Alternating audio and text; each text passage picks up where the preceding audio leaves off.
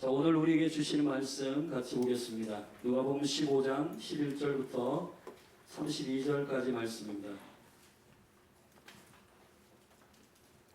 누가복음 15장 11절부터 32절까지 말씀.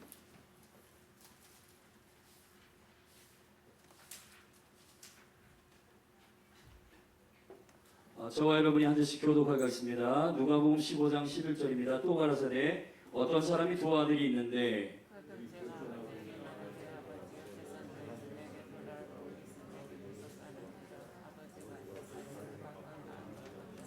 그 며칠이 못되어 둘째 아들이 재물을 다 모아가지고 먼 나라에 가 거기서 허랑방탕하여 그 재산을 허비하더니 가서 그 나라 백성 중 하나에게 붙여 사니 그가 저를 들로 보내어 돼지를 치게 하였는데 이에 스스로 돌이켜 가로되 내 아버지에게는 양식이 풍족한 푼꿀이 얼마나 많은고 나는 여기서 주려 죽는구나.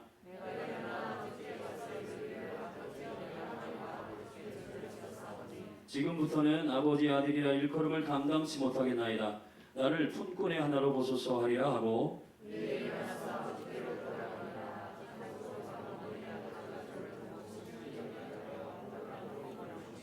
아들이 가로되 아버지여 내가 하늘과 아버지께 죄를 얻었사오니 지금부터는 아버지 아들이라 일컬음을 감당치 못하겠나이다 하나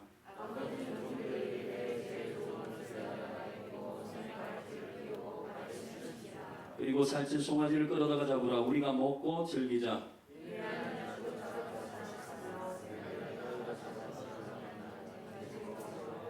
마다들은 밭에 있다가 돌아와 집에 가까웠을 때에 풍류와 춤추는 소리를 듣고 대답하되 당신의 동생이 돌아왔음에 당신의 아버지가 그의 건강한 몸을 다시 맞아들이게 됨을 인하여 살찐 송아지를 잡았나이다 하니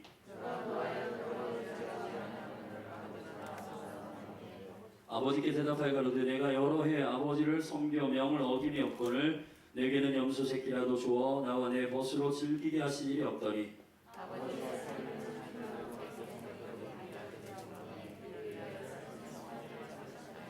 아버지가 이르되 예 너는 항상 나와 함께 있으니 내 것이 다 내 것이로되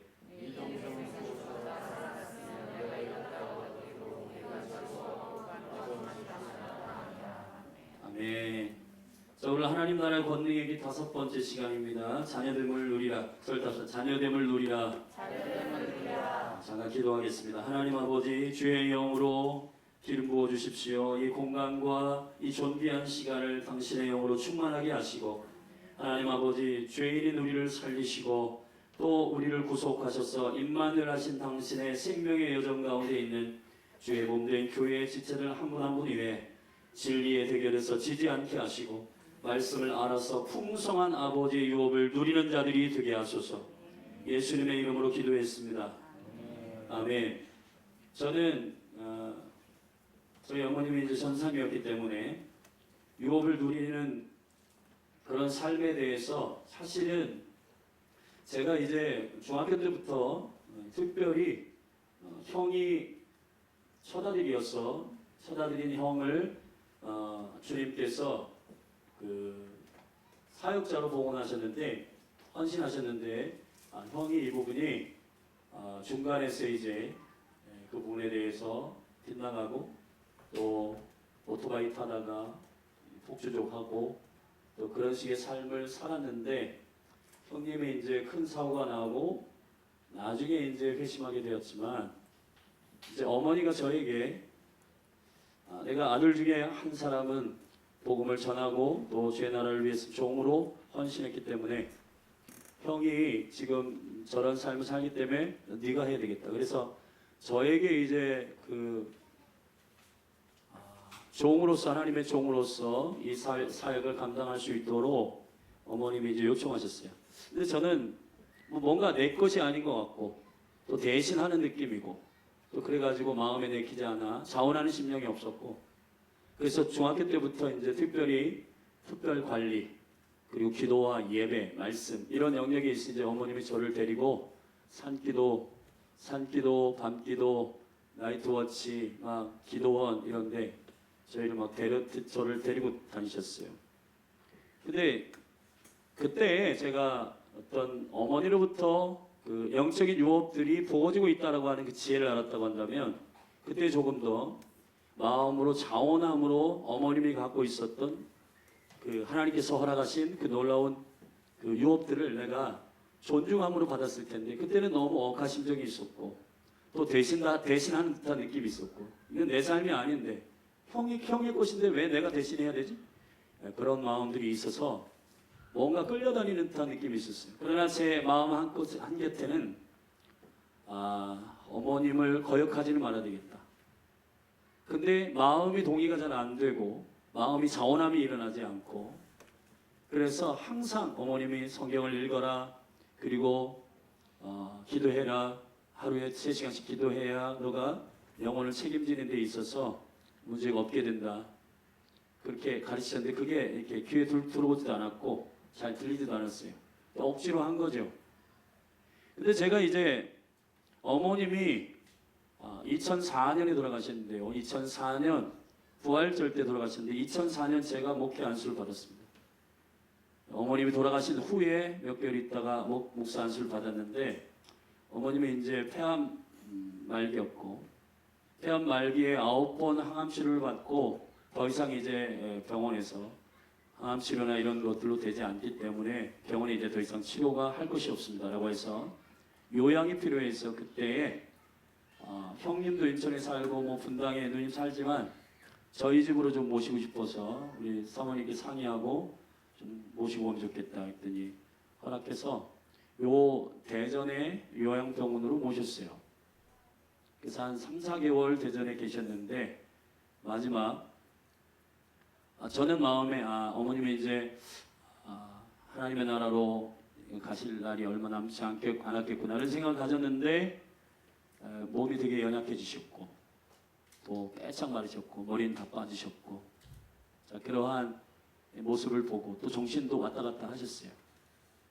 패닉 상태에 들어가기도 하시고, 그래서 마지막에는 이제 혼 상태에 들어가셔가지고 산소 호흡기를 끼고 이제 돌아가실 시간들을 기다리고 있었는데, 부활절 전날 제가 뭔가 하나님께서 어머님을 데리고 가실 것 같다라고 하는 마음이 들어가지고, 부활절 전날 저녁에 그 다음날 부활절이 굉장히 큰 예배잖아요. 근데 그 예배를 준비하는 부사역자인데 뭔가 이게 느낌이 어머님을 모시고 갈 것 같아요. 하나님께 데리고 가실 것 같아서 제가 저녁에 그 요양병원으로 갔습니다. 좀 저녁 늦게 갔어요. 한 11시쯤. 가서 제가 좀 피곤해가지고 그 침대에서 이렇게 딱 잠깐 어머니를 기도하다가 잠이 들었습니다. 근데 제 어깨를 막 이렇게 툭툭 치는 그런 느낌이 들어가지고 딱 깼는데 어머님이 깨어나신 거예요. 이게 폐 상태에서 잠시 정신 들어오셨는데 이거 벗겨달라고 이거를. 그래서 산소 마스크를 벗겨드렸더니 유언을 하셨어요. 진짜 목사가 되라 그랬습니다. 그리고 돌아가셨습니다. 그게 이제 부활절 새벽이에요. 근데 그때 이제 제가 목사 안수를 2개월 있다가 받고, 그때에 이제 어떠한 목사가 되라고 하는 것을 내가 100% 이해를 못했어요. 근데 지금 제가 이제 50이 넘고 목회자로서 서보니까 이 부모로부터 내려오는 이 유업이라고 하는 것은 엄청난 선물이요, 엄청난 은혜요, 아멘, 권세라는 사실을 알게 된 겁니다. 저는 어머님이 한참 동안 초자연적인 일들에 대해서 그가 20일씩 밥 먹듯이 금식하고 또 전도하러 새벽에 3시에 나가서 새벽기도 하시고, 그리고 밤 늦게 돌아오시면서 그 단기간 동안에 그 영혼들을 추수하고 전도하고 하는 그 열정이 그때는 좀 미친 것처럼 보였어요. 저는. 제가 신학을 하기도 했지만 좀 너무 심하다. 그리고 저한테 이해하지 못할 이야기도 많이 했습니다. 돈이 없어서 길거리를 걸어가다 주님께 기도했는데 바람이 돈을 가져다 줬다, 뭐 이런 얘기. 그리고 자기가 그냥 생각만 하고 냉장고가 망가졌네 라고 생각만 했는데 그 다음날 냉장고가 배달되는 이야기. 근데 근데 이런 이야기들이 저는 그 어머님의 이제 이 간증을 들으면 진짜 속으로 콧방을 겪었어요. 그런 일이 어떻게 있어? 지식으로만 믿고 있었던. 그런데 제가 목회를 실제 시작하고 또 개척을 하고 하는 여정 가운데 하나님은 실제 살아계시고, 할렐루야, 암을 고치시고 실제 그런 재정적인 까마귀를 통해서 하나님께서 운반하시고 하나님 나라를 위해서 기도하는 자들에게 신실하게 그 공급을 허락하시는 실제 살아계신 하나님이심을 저는 체험합니다. 실제예요, 실제. 할렐루야. 제가 좀 지금 주님 앞에 어머님의 삶을 통해서 저에게 주시고자 하셨던 하나님의 그 유업들에 대해서 그때에 조금 더 진지하게 10년 가운데 생각하고 주님 앞에 엎드리고 어머님이 산기도 데려가실 때 그 산기도에 대한 하나님 앞에 주님이 그렇게 아버지의 얼굴을 구하며 기도했던 그 산기도의 어노인팅을 제가 어머님을 통해서 차원함으로 받았다면 6개월 동안 256명을 전도했던 바로 그 어머님의 단기적 그 복음을 전파하는 그 강력한 복음을 부끄러워하지 않는 그 심령을 제가 자원하는 심령으로 그때 어머니를 붙들고 존중함으로 받아냈다면 그가 지치지 않고 기도하고 나라 민족을 위해서 기도할 때마다 우시고 그리고 어떤 국가적인 큰일이 있을 때마다 20일씩 30일씩 금식한 그의 심령에 있는 아버지의 마음은 어떤 것이었을까? 그때 제가 만약 알았다면 그 유업들을 제가 얼마나 거룩한 욕심으로 취했을까? 이런 생각이 지금 아쉬움이 있어요. 지금 그래도 아직 늦지 않았다 생각하고 그 영적 거인이었던 어머님이 하나님께서 이 어머님을 당신의 교회 가운데 저희 어머님으로 주님께서 그 교회 가운데 두시고 그를 통해서 저에게 주시고자 하시는 놀라운 유업이 있었구나라고 하는 은혜의 깨달음이 있습니다. 여러분, 아버지의 유업이 부어진다라고 하는 것은 그 부모의 유업이 부어진다라고 하는 것은 궁극적으로 하나님이 우리 아버지이시고 그 아버지 하나님으로부터 부어지는 유업의 굉장히 중요한 예언적 계시의 형태로 가정의 부모를 통해서 이것들을 실제 알게 하시는 것입니다. 왜 우리가 유업을 누리지 못합니까? 무지해서 그런 겁니다.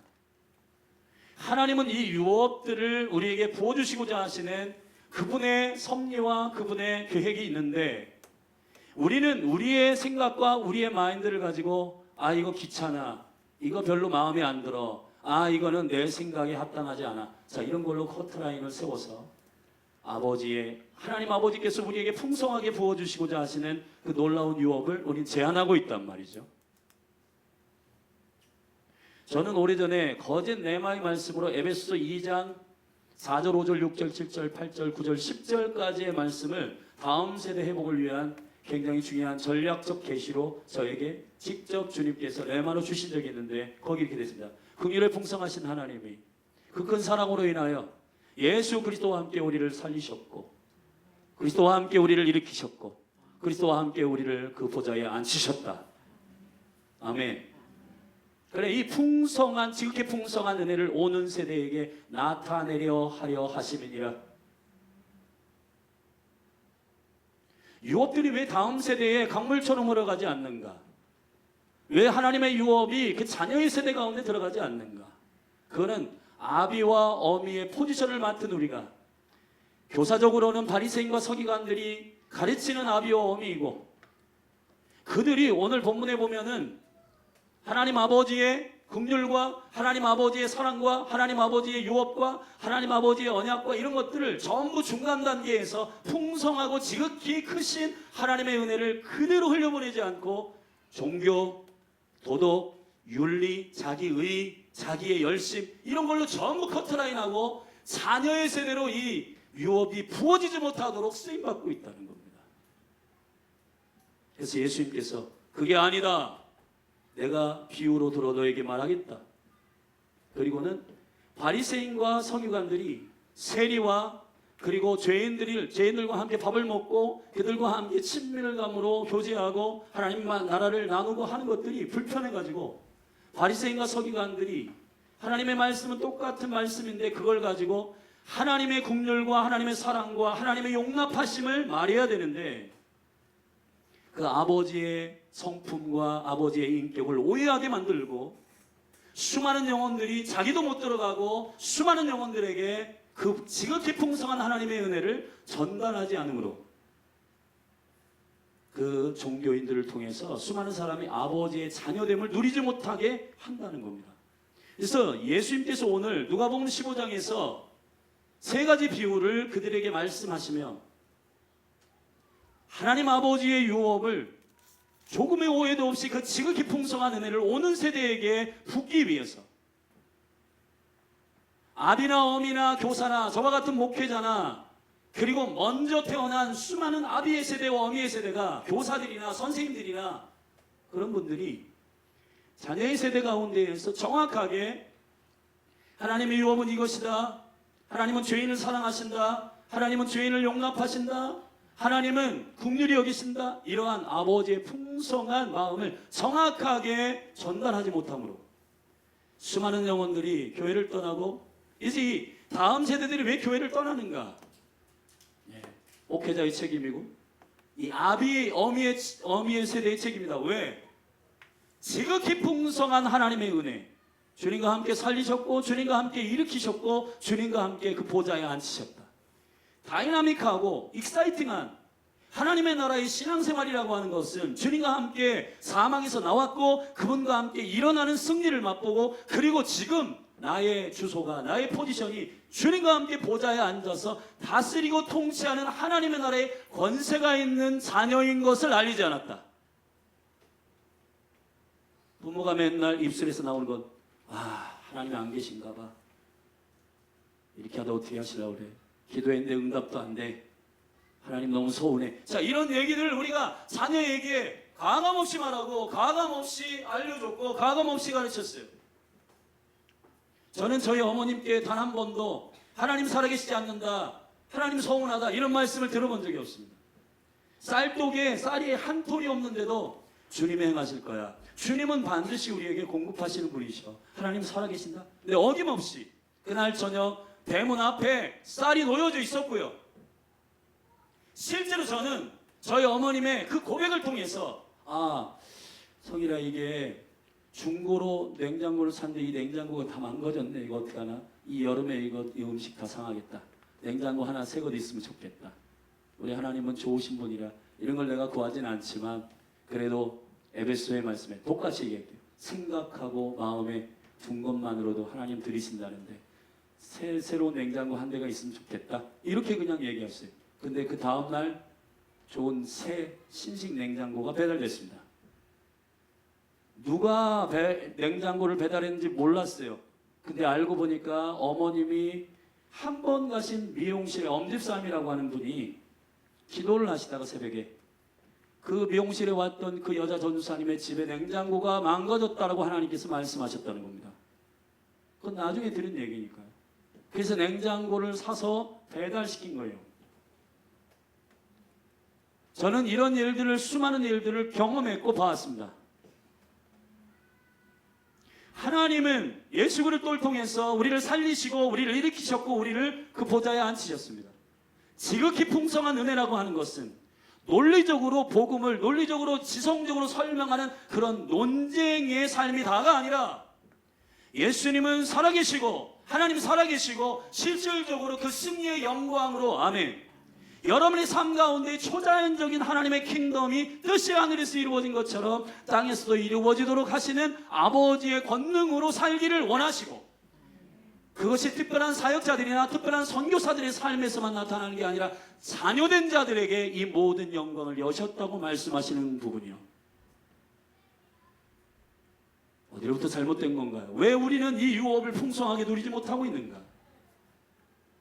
우리는 맨날 이 머릿속에서 하나님 정말 살아계신가 아닌가 이런 고민만 하다가 우리의 귀한 소중한 인생을 지금 보내고 있는가? 주님은 여러분이 저와 여러분을 살리시고 자녀 삼으시고 사단을 이기게 하시고 아멘 보좌에서 통치의 보좌로부터 주님과 함께 통치하고 다스리는 영광의 지위와 권위를 주셨다고 약속하셨는데 이 풍성한 유업이 우리 가운데 왜 누려지지 않는가? 몰라서 그런 거예요. 그리고 우리가 이해하는 생각으로 이 말씀을 풀었기 때문에 그런 것입니다. 예수님이 너무 마음에 심령이 힘들어가지고 죄인들을 용납하시는 긍휼히 여기시는 아버지의 그 마음을 오해시키는 바리새인과 서기관들에게 들어봐라. 세 가지의 비유를 말씀하시는 겁니다. 첫 번째, 우리가 이 누가복음 15장에 세 가지 비유가 나옵니다. 첫 번째 비유는 여러분이 알듯이 잃은 양의 비유입니다. 100마리 양이 있었다, 목자에게. 그런데 한 마리 양이 길을 잃고 잃어버렸다. 99마리 양을 놓고 그 목자가 그 한 마리 양을 찾으러 찾고 찾지 않겠느냐. 찾아서 어깨에 메고 돌아올 때 기뻐하며 그 이웃들을 벗들을 불러가지고 잔치를 한다는 겁니다. 생명에 대한 가치를 선언하고 있는 것이에요. 하나님은 한 양의 생명을 존귀하게 여기십니다. 어느 정도로 존귀하냐? 이 얘기를 하는 거예요. 100마리가 100마리 전체가 공동체의 가치와 능력이 있기 위해서, 100은 킹덤이라는 뜻인데 이 킹덤이 킹덤 되기 위해서는 한 마리의 양이 채워져야 돼요. 한 영혼, 한 민족, 한 나라. 99마리와 한 마리, 이게 수사학적으로 누가 크냐 이런 차원의 문제가 아닙니다. 100마리가 100마리의 가치가 되기 위해서는 한 마리가 채워져야 돼요. 한 사람 한 사람이 존귀한 것입니다. 하나님의 나라라고 하는 100이라고 하는 이 예언적 숫자 안에 들어가 있는 매우 중요한, 목자가 생각하는 나에게 맡겨준 이 100마리의 전체의 양은 한 마리도 잃어버리지 않기를 원하고, 그 한 마리의 양이 100마리를 가치 있게 만드는 매우 중요한 멤버고 그 가족이고 생명이고. 아멘. 하나님은 100마리를 하나로 본단 말이에요. 대한민국을 하나로 보고 열린하늘교회를 하나로 봅니다. 목자는 99마리를 놓고 갔어요. 우리 이 말씀을 묵상하니까 청년들이나 모닝데이트의 우리 사역자들이 99마리가 되게 서운하게 생각했겠네요. 아니요. 99마리의 양들도 그 한 마리가 있어야 자기들도 100마리가 되기 때문에, 자기들도 킹덤이 되기 때문에, 자기들도 하나님의 나라의 영광의 능력을 누리기 때문에 그 한 마리를 찾아가는 목자를 응원하고 목자에게 서운한 생각을 하지 않는단 말이에요. 두 번째, 10개의 드라크마가 있는데 여인이 10개의 드라크마 중에 하나를 잃어버렸다. 드라크마라고 하는 것은 그때 당시에 그리스의 화폐입니다. 최근 유로 화폐가 일어나기 전까지 드라크마라고 하는 화폐는 있었어요. 이 드라크마라고 하는 말이 얽매이다 이런 말입니다. 잡아매다 이런 말입니다. 구속이라는 말이에요. 그래서 이 드라크마는 그때 당시 남녀가 결혼하기 전에 10개라고 하는 합당한 10개라고 하는 완전수, 이 10개라고 하는 온전한, 남자는 나의 머리입니다. 그래서 이 결혼의식에 있어서 그 약속을 하기 위해서 10이라고 하는 10개의 드라크마를 준비해가지고 은줄에다가 엮어서 목걸이를 줍니다. 그러면은 영원토록 당신은 나의 머리이시고 나의 신랑입니다 라고 하는 증표로 여인이 갖고 있는 거예요. 근데 그 중에 하나가 잃어버린 겁니다. 9개만 가지고도 우리가 이런 맘모니즘의 가치로서는 9개 하나에 한 3만, 4만 원 하는 건데 드라크마 하나예요. 남자 일당이니까요. 그 정도 잃어버리고 그냥 9개 있으니까 그냥 말아. 아니고요. 하나가 있어야 10개가 채워지고 10개가 채워져야 이 나의 결혼 생활에 있어서 머리된 신랑, 그 신랑과의 약속이 성취되는 거기 때문에 하나를 다 뒤집어 가지고 찾습니다. 램프를 가지고 어두운 데에 다 구석구석마다 뒤집고 청소하고 그래요. 그래가지고 찾는 겁니다. 찾았더니 여러분 생각해 보세요. 이게 우리 논리로는 이해가 안 되는데 3, 4만 원 잃어버렸는데 찾았다고 잔치를 베풀어요. 잔치는 적어도 몇십만 원 들 거나 아니면 더 크게 하면 몇백만 원 들 텐데. 근데 그러한 차원의 가치의 견줌이 아니라 3, 4만 원 잃어버린 이것이 아니라 약속을 잃어버린 거, 언약을 잃어버린 거, 신랑과의 약속에 대한 부분을 얘기하고 있는 겁니다. 아버지의 유업이라고 하는 것은, 하나님 나라로부터 우리에게 부어주는 유업이라고 하는 것은 하나, 둘, 셋, 넷 이런 숫자 놀이가 아니라 아버지 하나님께서 우리에게 약속하신 신실하신 그분의 언약, 그분의 약속, 아멘. 그것이 매우 중요하다는 겁니다. 그리고 이제 두 아들이 있었는데 여러분이 알듯이 작은 아들이 버릇없이 아버지가 돌아가시지도 않았는데 유업을 달라 하고, 돌아가시지도 않는데 유업을 달라 하면 10분의 1 준다고 그래요. 그거 가져다가 허랑방탕하고 창기들과 함께 놀아나다가 돈이 없으니까 돼지가 먹는 쥐엄 열매라도 얻어먹으려고 했는데 그것조차도 먹지 못했다. 근데 그때에 그 아들에게 생각난 건 아버지의 집. 아버지의 집에는 종들도 잘 먹고 잘 사는데 그 행복한 아버지의 집으로 돌아가야 되겠다. 그리고는 스스로 돌이켜 아버지께로 돌아가니 상궁하mon데 아버지는 거기에 기다리고 서 있다. 아버지가 뛰어와 아들을 안는다. 유대인들은 원래 어른들, 특별히 시험이 난 어른들과 여기 이렇게 시험을 기른 유대인들은, 전통 유대인들은 발바닥을 보이며 뛰는 것을 하지 않아요. 우리나라 비슷해요. 옛날에 양반들이 안 뛰잖아요.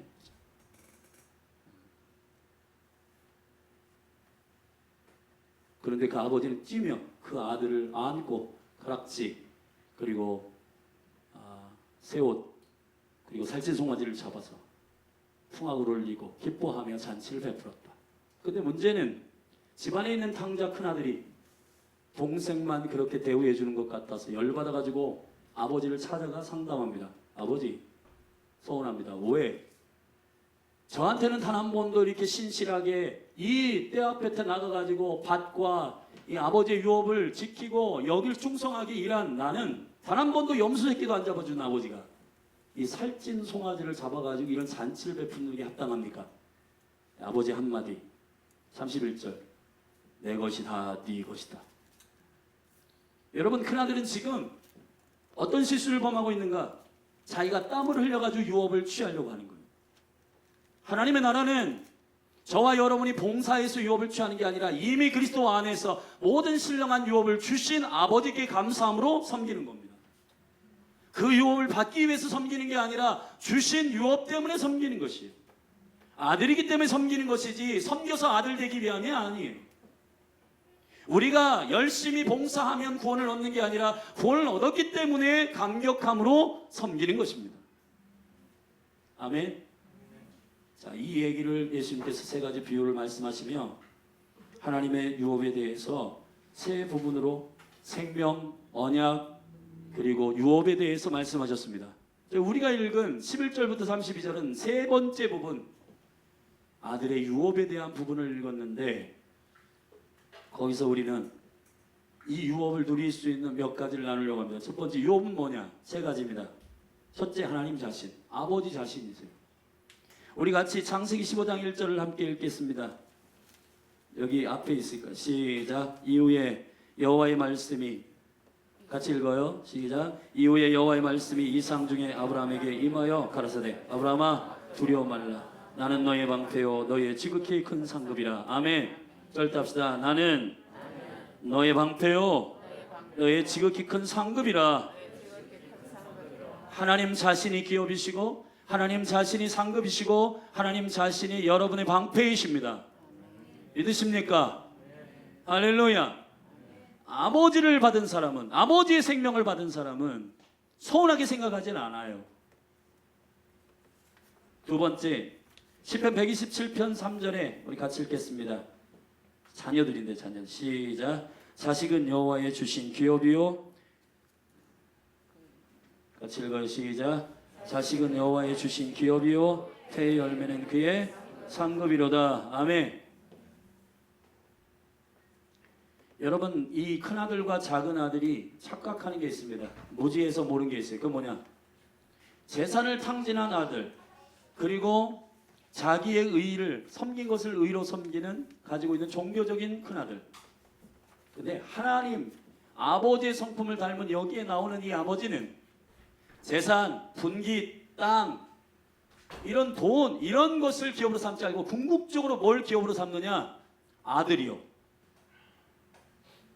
돈을 가지고 나가서 창기와 쓰고 왔어요. 아들이 왔으니까 기뻐하는 겁니다. 아멘. 왜냐하면 아버지가 볼 때의 기업은 아들이니까. 그 아들이 죄인이든 그 아들이 창기와 놀아났든 그 아들이 다시 아버지께로 돌아와 회개하고 돌아오는, 잃어버린 아들이 돌아오는 것, 아들이 기업이기 때문에. 할렐루야. 여기 지금 우리 부모님들 중에서 잃어버린 기업 많죠?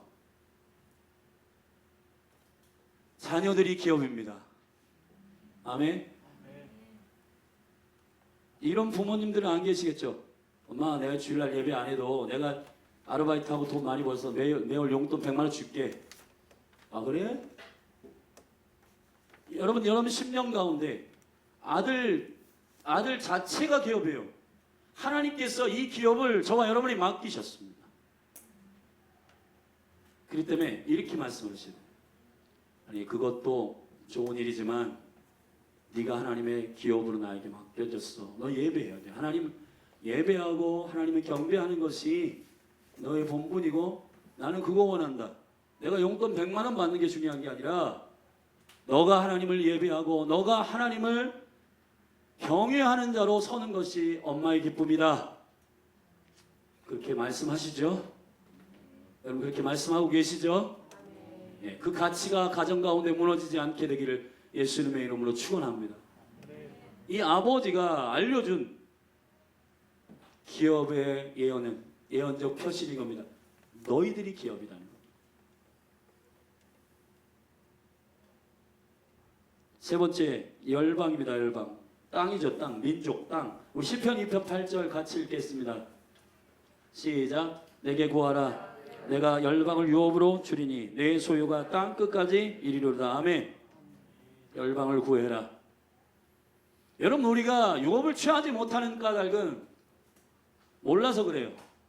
아버지 하나님께 유업을 취하는 방법은 마음에 들고 여러분들이 힘 땀을 많이 흘리면 얘 좀 괜찮은데 그래가지고 유업을 맡기는 게 아닙니다. 하나님은 여러분 한 분 한 분에게 이미 아들 될 때 하나님께서 거듭날 때 이미 태초 전부터 상고의 전부터 여러분을 향한 아들됨과 그 모든 유업과 기업이 되게 하셨습니다. 에베소 1장 11절에 모든 일을 그 마음에 원하는 대로 역사하시는 자 누구예요? 하나님. 역사하시는 자의 뜻을 따라 우리가 예정을 입어 여러분들이 그 안에서 기업이 되었으니. 아멘. 하나님께 유업을 받는 방법은 구하는 것입니다. 욕심내가지고 이거 주세요 저거 주세요가 아니라 어떻게 구하냐. 예정하신 아버지께 나의 열방은 어디입니까? 나의 기업은 어디입니까? 라고 물으시라는 거예요. 아멘. 네. 여러분들이 그냥 이 사람 이스라엘고 하니까 나도 아니고요. 여러분들이 아버지께서 나에게 계획하시고 나를 향하여 주시고자 하는 열방, 민족 그리고 나는 어디인가를 여러분들이 주님께 물으시라는 거예요. 아버지께 물으시라는 거예요. 아멘. 그러면 하나님께서 저와 여러분에게 그 기업이 어디인지를 알려주신다는 것입니다. 여러분이 욕심을 해가지고 이스라엘을 중보하고 기도하는 사람 보니까 못 들어주던데 나도 그게 아니고요. 하나님께서 여러분 한 분 한 분을 향한 부르심이 다르고 민족과 나라와 열방의 분깃들을 맡기십니다. 아멘. 이미 맡기셨어요. 그 예정함이 있습니다. 그 예정함을 알려달라고 성령 안에서 기도할 때 아버지께서 여러분에게 좋은 것과 좋은 선물을 주시고 여러분이 누굴 위하여 기도하고 어떠한 열방과 민족을 섬길 것인가에 대해서 아버지께서 그 계획을 여러분에게 오픈해 주시는 것입니다. 질투와 비교를 가지고 저기 옆에 이스라엘을 위해서 기도하니까 부흥되더라. 우리 교회도 그럼 이스라엘이 부전인가? 그런 식의 비전이 아니고 교회마다 여러분 한 분 한 분 자녀들마다 하나님께서 주시는 분깃이 있다는 거예요. 나라와 민족과 열방이 있다는 것입니다. 어떤 사람은 북한, 어떤 사람은 개척교회 지체들, 어떤 사람들은 미얀마, 어떤 사람은 중국, 어떤 사람은 아프리카. 아멘. 그러한 하나님의 열방을 땅으로 여러분들에게 분배를 결정하시고 여러분들이 그 땅과 나라와 국가를 섬길 수 있는 자녀들로서 다 분배해 놓고 지계석을 다 잘라 놓으셨어요. 이미 그렇기 때문에 여러분들 안에 욕심과 비교와 경쟁으로 구하지 말고 존귀와 독특함으로 여러분 한 분 한 분 안에서의 유업과 민족과 나라를 주님께 성령 안에서 구하시게 되기를 주여로 축원합니다. 그게 유업이에요. 하나님 자신 그리고 여러분이 자녀이고 또 여러분에게 맡긴 자녀, 기업, 아들들 그게 기업이에요. 열과 열방. 할렐루야. 이것이 아버지께서 우리에게 주신 유업입니다. 유업은 누가 받는가? 두 번째 유업 누가 받는가? 아들이 받습니다. 우리 갈라디아서 3장 29절 같이 읽겠습니다. 여기 있어요. 시작.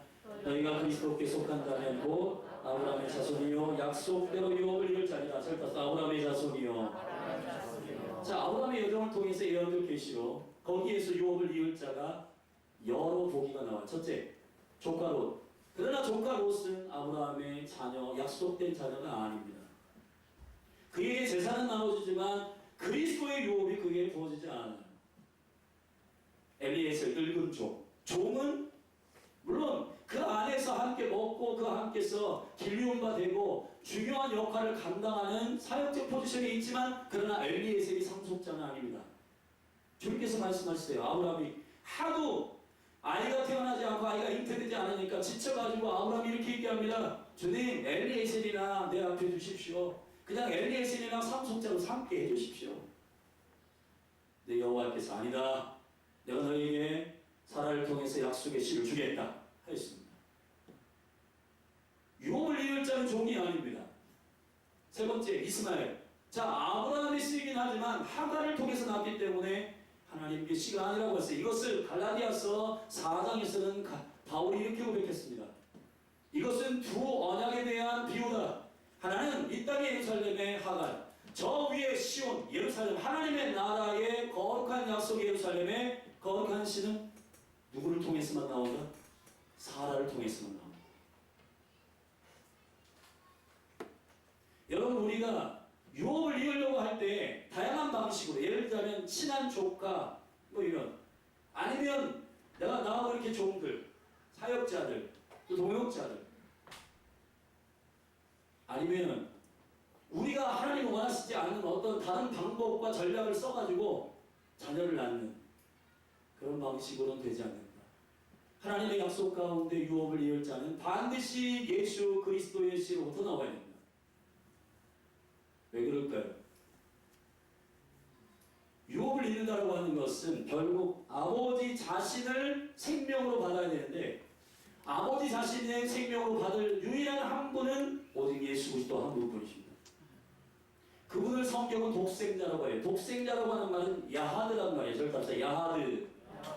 야하드라고 하는 독생자라는 말은 아버지의 생명과 하나 된 친자녀. 요한복음 10장 31절에 주님 말씀하시죠. 나와 아버지는 하나다. 아버지의 생명을 받아낸 유일한 친자녀, 독자 한 분밖에 없어요. 예수 그리스도. 그 독자를 예언적으로 예표한 자가 누구냐면 이삭입니다. 이삭이 독자예요. 아멘. 이상하지 않아요? 세칸과 서드와 우리 문화권 안에서 보면 두 번째 부인, 세 번째 부인 하더라도 그 다 자녀라고 하지. 여러분, 그런데 창세기 22장에서 주님은 이삭만 아들이라고 합니다. 독자라고 했어요. 독자. 이스마엘은 그 이전 13년 전에 태어났어요. 이스마엘도 아브라함의 아들이긴 아들이에요. 그러나 이스마엘을 통해서 나오는 유업은 하나님의 나라로부터 유업이 아니에요. 정력적이고 자기가 원하는 방법대로 하는 모든 여정들은 다 하나님의 유업을 신실한 약속을 받아낼 수가 없습니다. 편법 쓰고 거짓말시키고 그리고 하나님의 신실한 그리스도의 생명을 통해서 교회가 그리고 하나님의 거룩한 백성들이 유업을 취하지 않으면 되는 것 같아요. 뭔가 되는 것 같고 뭔가 회복되는 것 같지만 그러나 그건 하나님께서 원하시는 기업이 아닙니다. 오직 예수 그리스도를 통해서 저와 여러분들이 이 일들이 회복되기를 바랍니다. 그리고 이스마엘과 에돔, 이 무슬림들은 어떻게 회복시킨가? 그들이 독자이신 그리스도에게 접붙임 바 되도록 주님께서 다윗의 장막을 여셔서 마지막 때에 에돔 족속을 주께로 돌아오게 하는 전략을 사용하시는 거예요. 그들도 할례를 받아야 되고 그들도 그리스도 안에서 그리스도와 함께 죽어야 되고 그리스도와 함께 회복되어야 됩니다. 오직 우리가 유업을 이을 자녀가 되는 것, 그것은 오직 예수 그리스도를 통해서만 가능한 일입니다. 아멘. 오직 예수 그리스도를 통해서 가능해요. 아멘. 갈라디아서 4장 7절 말씀을 함께 읽겠습니다. 시작. 그러므로 네가 이후로는 종이 아니요 아들이니 하나님으로 말미암아 유업을 이을 자니라. 아멘. 그리스도를 통한 아브라함의 약속, 이삭의 약속, 그리스도를 통한 약속을 통해서만 거듭나고 이 거듭난 자만 하나님의 나라의 유업을 이을 자가 된다는 것입니다. 할렐루야. 이 교회 가운데 여러분이 조카 롯과 같이 있지 마십시오. 교회 가운데 있는데 영적인 거듭남을 모르는 무지한 자들이 되지 마십시오. 하갈처럼 육체적으로 교회의 말씀과 이런 것들을 여러분 생각하지 말고 하나님의 약속과 하나님의 언약 안으로 들어가셔서 예수 그리스도의 생명 안에 그 생명을 누리는 믿음을 가지고 아들 되시기를 주의를 축원합니다. 그래서 영접하는 자 곧 그 이름을 믿는 자들에게 하나님의 자녀된 권세를 주셨습니다. 할렐루야. 아들만 상속자입니다. 자, 오늘 본문에서 유업을 누리지 못한 세 가지 이유를 말하겠습니다. 첫째, 2절 말씀을 함께 읽겠습니다. 같이. 이거는 여러분 성경으로 읽어야 돼요. 같이 읽겠습니다. 시작. 바리새인과 서기관들이 원망하여 가로되 이 사람이 죄인을 영접하고 음식을 같이 먹는다 하더라. 바리새인과 서기관들. 자, 바리새인과 서기관들은 하나님의 말씀에 능통한 사람들입니다. 그런데 하나님의 성품, 하나님의 마음, 하나님의 기질, 하나님의 그 계획 이해를 못합니다. 말씀은 기록된 말씀은 있는데 이 율법의 말씀을 가지고 정반대의 하나님을 말하고 정반대의 예수님을 소개하고 정반대의 하나님을 말하는 자들이 되었어요. 누가복음 11장 51절의 말씀 같이 읽겠습니다. 누가복음 11장 51절 시작. 같이 읽어요. 시작. 하 있을진저 너희 율법사여 너희가 지식의 열쇠를 가져가고 너희도 들어가지 않고 또 들어가고자 하는 자도 막아내니라. 여러분, 교사적 아비, 바리새인과 서기관. 자, 지금 이 물리적으로 여러분 여기 지금 육체의 아비와 어미의 세대가 있는데 아비의 어미의 세대를 통해서 자녀를 낳고 또 그 자녀는 아비가 되고 또 자녀를 낳고. 왜 하나님은 아비와 자녀 제너레이션 투 제너레이션 이 궁극적인 기초적인 생명의 관계를 통해서 계속 역사를 끌어가십니다. 그거는 아비의 역할을 감당하는 자들이 하나님 아버지를 소개하여 그들이 하나님 아버지를 오해함이 없어도 풍성한 아버지 하나님에 대해서 알도록 하는 것이 아비와 어미의 사명입니다. 근데 지금 이 나라에 수많은 사람들이 자녀들이 교회를 떠났어요. 왜 떠났냐? 여러분, 이건 여기 지금 아비와 어미의 세대에 있는 여러분들, 저와 여러분의 책임입니다. 하나님을 하나님으로 정확하게 말해주지 않았기 때문에요. 예배할 때 예배하지 않고 하나님을 경외할 때 경외하지 않고 하나님을 감사할 때 감사하지 않고 타협하고 적당히 세상의 사고방식대로 살았기 때문에 하나님이 누구이신지를 자녀들이 모르는 겁니다. 아예 모르는 건 아니에요. 아, 우리 어머니 그냥 주일날 예배 다니고 가끔 가다가 필요할 때 가시고 또 본인이 필요한 거 있으면 기도하시고. 자, 그런 차원으로 우리가 계속해서 바리새인과 서기관들처럼 하나님이 어떤 분이신가를 알리는 포지션에 있는 이게 아비가 되고 어미가 된다는 게 얼마나 부담스러운 일입니까? 선생님이 된다고 하는 거. 여기 우리 어린이교회 선생님이 된다는 거. 되게 중요한 포지션에 있는 겁니다. 셀리더가 된다는 거. 저와 여러분을 통해서 하나님이 하나님 되시지 못하도록 하는 일이 주일날 직장 가고 예배 안 하고 그리고 마음대로 그렇게 하는 것. 여러분, 이게 자녀들을 향하여 하나님을 하나님으로 인식하지 못하게 하는 유업을 보지 못하게 하는 제한하는 아비와 어미의 실수 아닙니까? 여기 율법학자들의 실수가 아닙니까? 타협하지 않는 어미와 아비의 세대가 저는 일어나길 원하고 이 말씀을 가르치는 메신저들이나 그리고 교사들은 자, 목숨 걸어야 됩니다.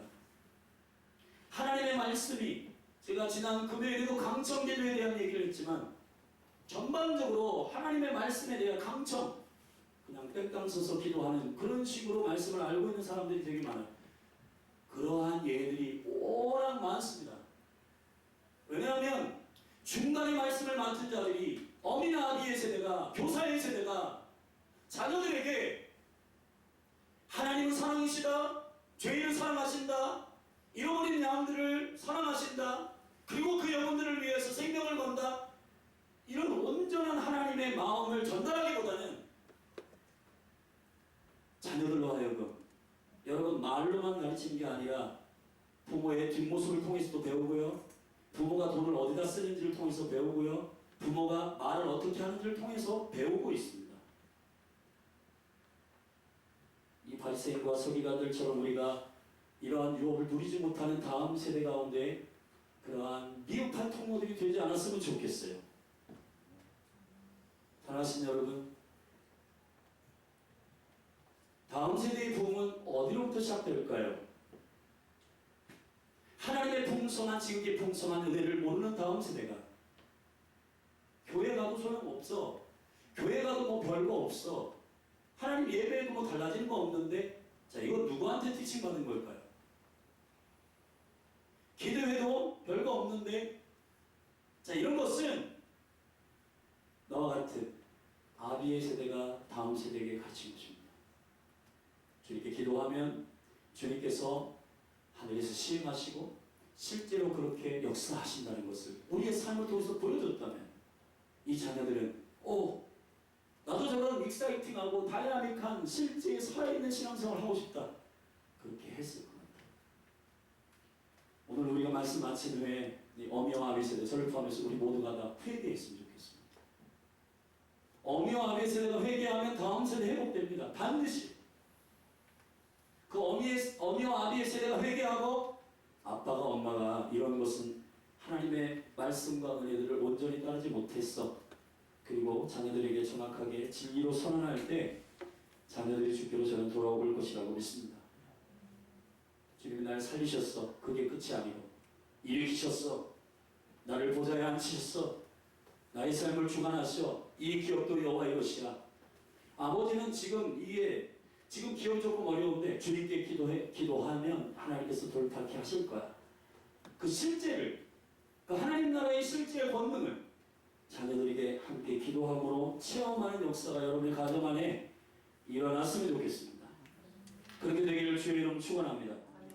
첫째 아들은 왜 기업을 누리지 못하는가? 자기 의 때문입니다.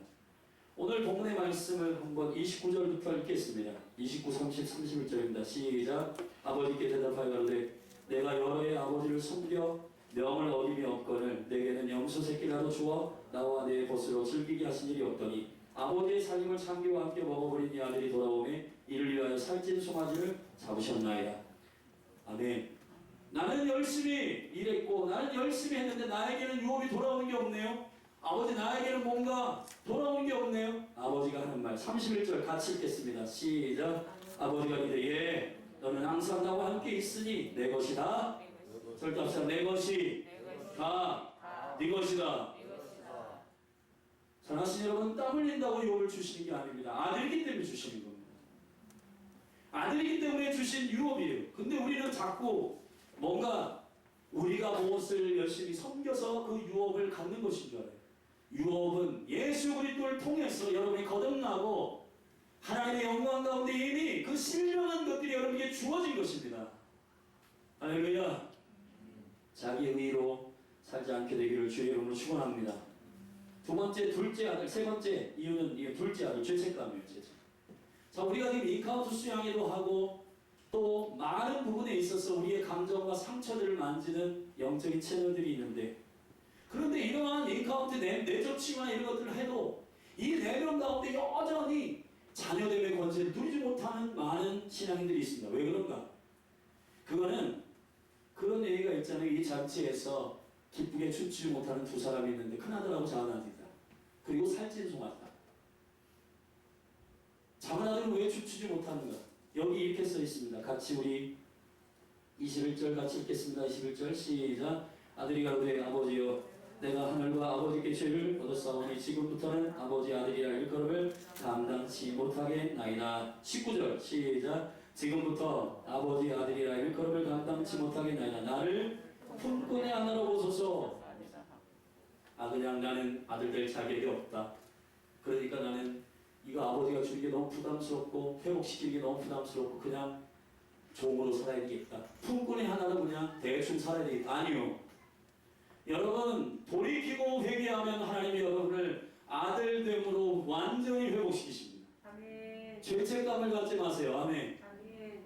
여러분 정죄하고 여러분을 비판하고 원수가 여러분을 넘어뜨릴 수 있는 가장 큰 원수의 무기가 뭔지 아십니까? 여러분이 자녀인데 자녀답게 살지 못하게 하는 원수의 무기는 죄책감.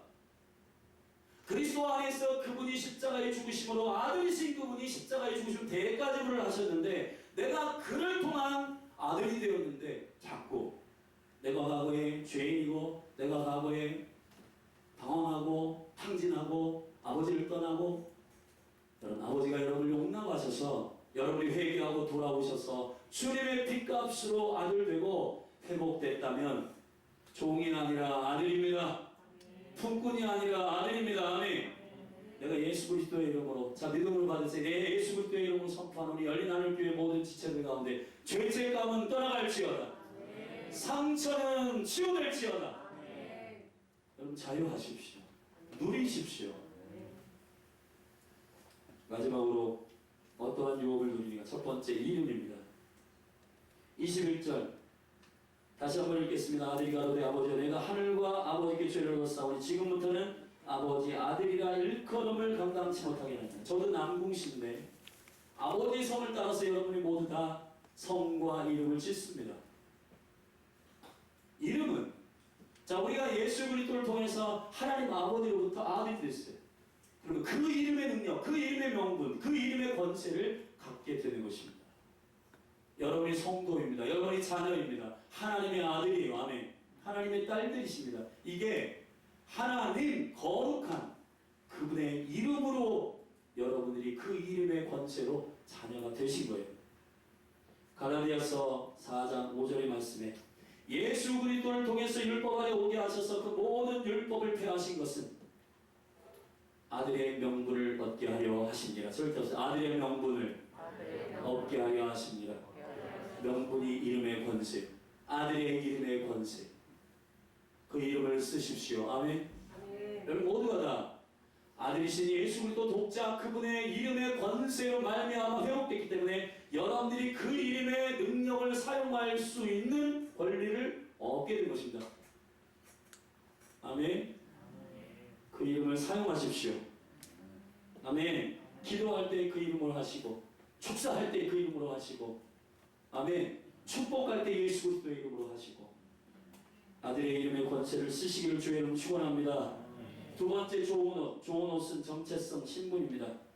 그래서 여러분 요셉이 채색 옷을 입고 여러분 그 신분에 따라 그 정체성에 따라 옷이 바뀐 것처럼 저와 여러분은 갈라디아서 3장 26절의 말씀처럼 그리스도로 옷 입었습니다. 아멘. 그거는 저와 여러분의 신분적 하나님의 회복이에요. 아버지는 여러분에게 그리스도로 옷 입히십니다. 할렐루야. 여러분들의 신분이 그런 것임을 믿습니다. 그리스도의 사람임을 선포합니다. 가락지 언약을 회복시키십니다. 여러분 옛 언약이 있고 새 언약 리뉴드 커버넌트 정확히 말합니다. 뉴 커버넌트가 아니라 리뉴드 커버넌트. 새 언약은 뭐냐? 새 언약은 내용을 바꾸는 게 아니라 예수 그리스도가 죽으심으로 우리가 언약을 어겼는데 언약을 어긴 우리들을 위해서 다시 한번 그 언약을 갱신하기 위하여 그리스도가 십자가에 죽으시고 그 언약을 다시 살리셨어요. 아멘. 내용을 바꾼 게 아닙니다. 새 언약이라고 하는 것은 뭐냐?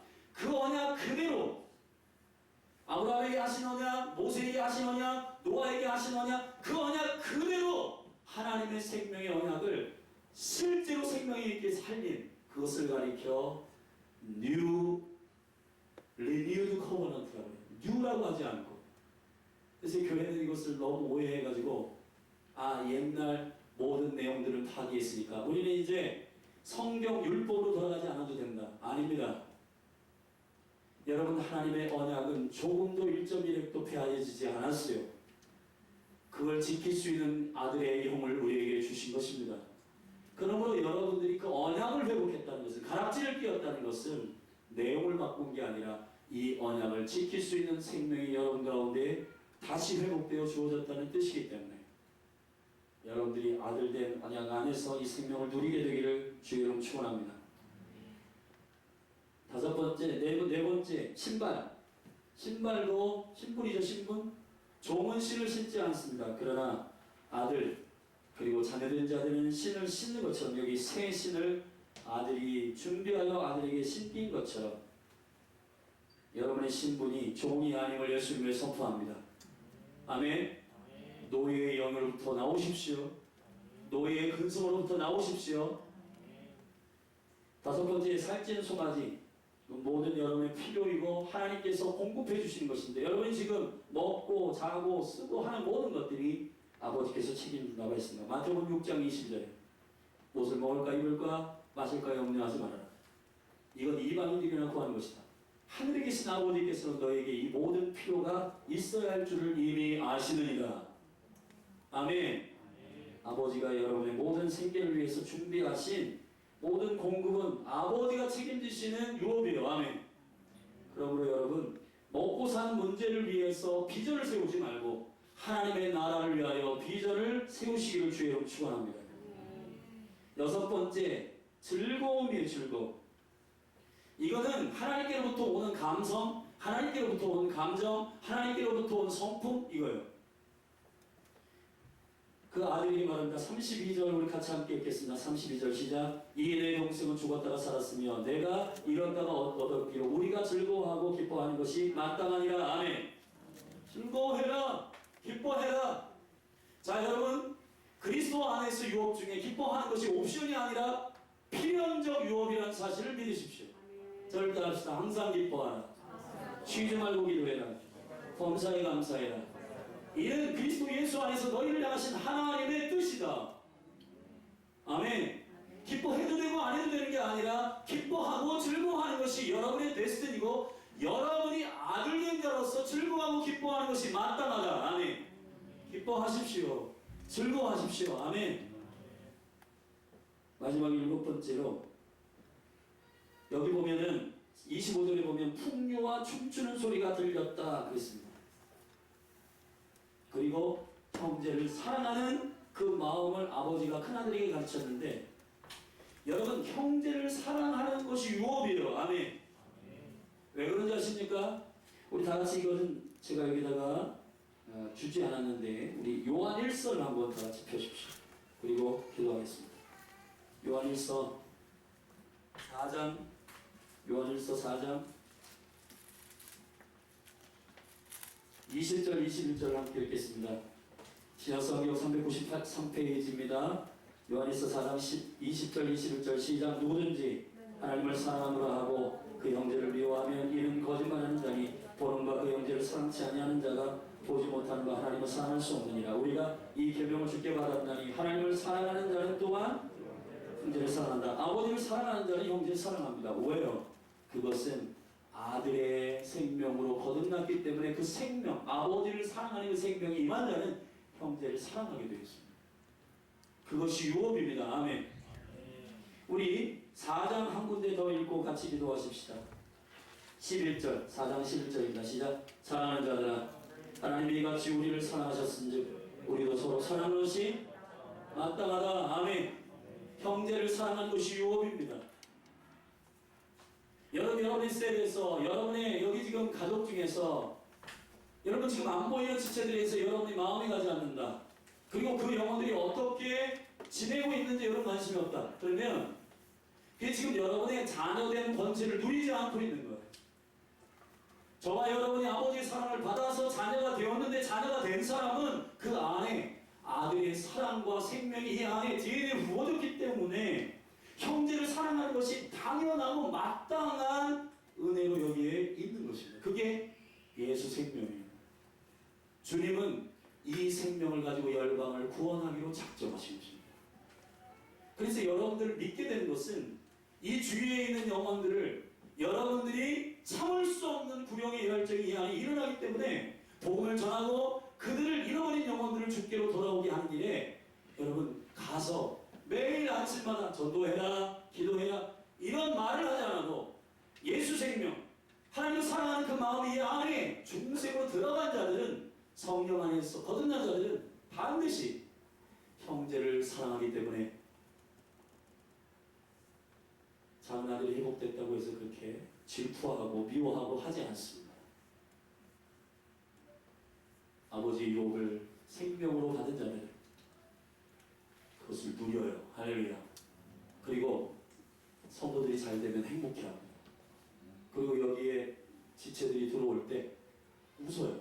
즐거워해요. 웰컴해요. 여러분이 여기 하나님 교회의 이 은혜와 성품이 회복되기를 주의 이름 축원합니다. 자리에서 일어나십시다.